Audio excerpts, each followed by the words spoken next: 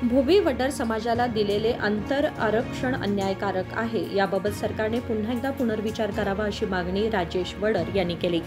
बुधवारी बेळगाव येथे पत्रकार परिषदेत बोलताना त्यांनी सांगितले की भोवी वडर समाज हा मोठा समाज असून त्यामध्ये एकूण 101 मागासवर्गीय जाती आहेत। त्यापैकी 63 जातींना मिळून फक्त 5% अंतर आरक्षण दिले आहे। हे अत्यंत अन्यायकारक आहे। ಎಲ್ಲರಿಗೂ ನಮಸ್ಕಾರಗಳು।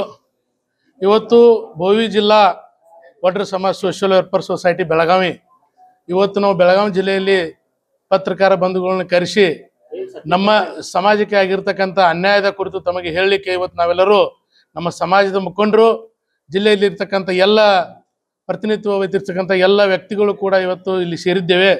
ಯಾಕೆ ಸೇರಿದ್ದೇವೆ ಅಂದ್ರೆ ಮೊನ್ನೆ ನಡೆದಿರ್ತಕ್ಕಂತ ಸಚಿವ ಸಂಪುಟದಲ್ಲಿ ನಮ್ಮ ಸಮಾಜಕ್ಕೆ ಮತ್ತು ಕೊರಚ ಲಂಬಾಣಿ ಈ ಸಮಾಜಕ್ಕೆ ಆಗಿರತಕ್ಕಂತ ಅನ್ಯಾಯದ ಕುರಿತು ತಮ್ಮ ಮುಖಾಂತರ ಮಾತಾಡಲಿಕ್ಕೆ ಇಲ್ಲೆಲ್ಲ ಸೇರಿದ್ದೀವಿ।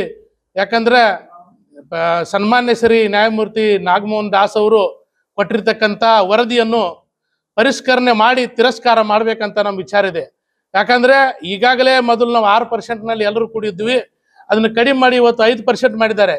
5% ನಲ್ಲಿ ಕೂಡ 63 ಜಾತಿಗಳನ್ನು ಸೇರಿಸಿದ್ದಾರೆ। ಆ ಕಾರಣಕ್ಕಾಗಿ ಈ ಭೋವಿ ಜನಾಂಗ ಇರ್ಬೋದು, ಲಂಬಾಣಿ ಇರ್ಬೋದು, ಕೊರಂ ಇರ್ಬೋದು, ಕೊರಚೆ ಇರ್ಬೋದು, ಇವರೆಲ್ಲರಿಗೂ ಕೂಡ ಅನ್ಯಾಯ ಆಗ್ತಾ ಇದೆ। ಯಾಕಂದ್ರೆ ಈ ರಾಜ್ಯದಲ್ಲಿ ಈ ಜನಸಂಖ್ಯೆಯಲ್ಲಿ ಬಹಳಷ್ಟು ಒಂದು ಈ ಸಂಖ್ಯೆಯಲ್ಲಿದ್ದ ಕಾರಣಕ್ಕಾಗಿ ನಮಗೆ ಈ ಪರ್ಸೆಂಟ್ ನಲ್ಲಿ ಆಗ್ತಾ ಇಲ್ಲ। ಆ ಕಾರಣಕ್ಕಾಗಿ ಯಥಾಸ್ಥಿತಿ ಮೊದಲೇನಿತ್ತು ಆ ಕಾರಣಕ್ಕಾಗಿ 6% ಮಾಡಬೇಕು। ಈಗಾಗಲೇ ತಾವು ವಿಚಾರ ಮಾಡಿರ್ಬೋದು, ಈಗಾಗಲೇ ನಾವು ನೋಡ್ತಾ ಇದ್ದೀವಿ ನೋಡ್ರಿ, ಹೊಲೆಯ, ಚಲವಾದಿ, ಪ್ರಿಯಾನ ಮತ್ತು ಮಹಾರ್ ಇವರಿಗೆ 6% ನಲ್ಲಿ 20 ಜಾತಿಗಳಿದಾವೆ।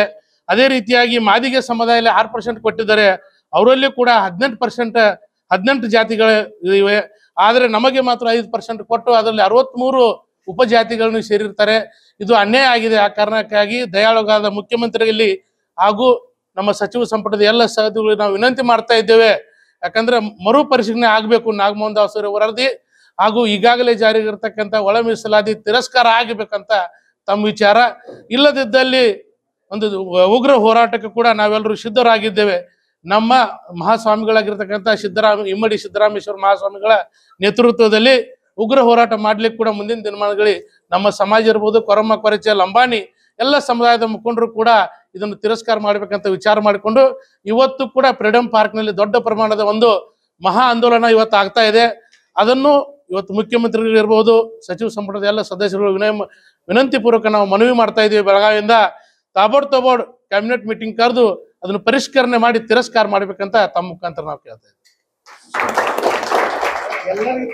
MG गाडीवड्डर म्हणाले की आम्ही आमच्या समाजाच्या सोसायटीतर्फे जिल्हाधिकारी यांच्यामार्फत सरकारला तसेच माननीय मुख्यमंत्री व उपमुख्यमंत्री यांना या संदर्भातील निवेदन व आक्षेप पाठवणार आहोत।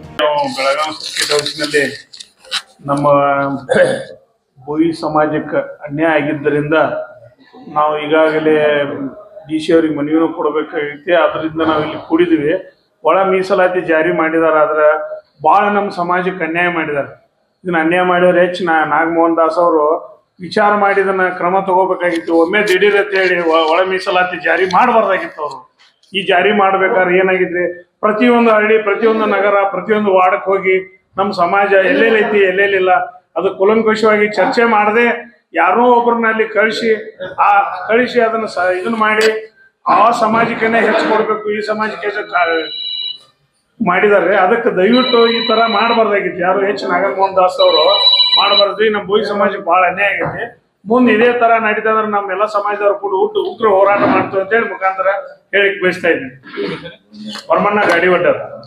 जर सरकारने यास मान्यता दिली नाही तर आम्ही राज्यातील सर्व जिल्हे व तालुक्यांमधून आमच्या समाजाच्या वतीने तीव्र आंदोलन छेडू असा इशाराही त्यांनी दिला।